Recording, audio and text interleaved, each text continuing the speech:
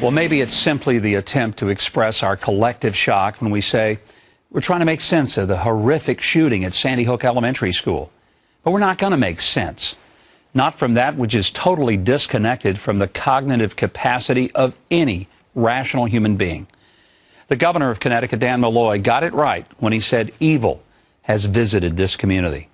President Obama, in an emotional statement from the White House, spoke more as a parent than a politician, and he quoted the Bible to bring comfort to the nation. Churches were filled in Newtown, Connecticut last night as candlelight vigils were held to grieve for the 27 innocent people killed and the countless lives of those shattered by a few seconds of crazed carnage.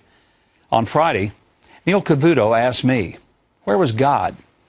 And I said that for 50 years, we've systematically attempted to have God removed from our schools, our public activities, but then at the moment we have a calamity, we wonder where he was.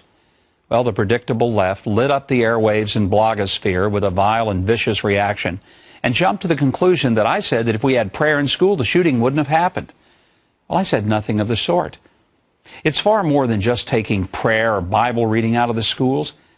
It's the fact that people sue a city so we aren't confronted with a manger scene or a Christmas carol, that lawsuits are filed to remove a cross that's a memorial to fallen soldiers.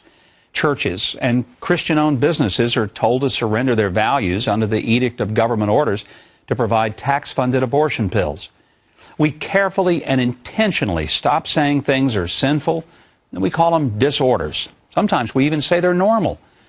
And to get to where that we have to abandon bedrock moral truths, then we are asked, well, where was God? And I respond that as I see it, we've escorted him right out of our culture and we've marched him off the public square, and then we express our surprise that a culture without him actually reflects what it's become. As soon as the tragedy unfolded, I think God did show up. He showed up in the lives of teachers who put their lives between a gunman and their students. He showed up in policemen who rushed into the school not knowing if they would be met with a barrage of bullets. He showed up in the form of hugs and tears for children, parents, and teachers who had lived through the slaughter.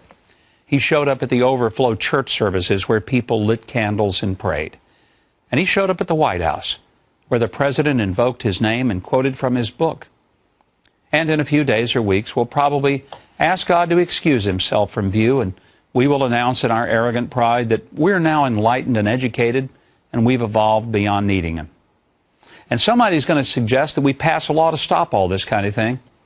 I might want to point out that we don't have to pass a new law. There's one that's been around a while that works if we teach it and observe it. Thou shalt not kill. Oh, there are about 9 others. But to tell you about them would require bringing God back, and we know how unacceptable that might be.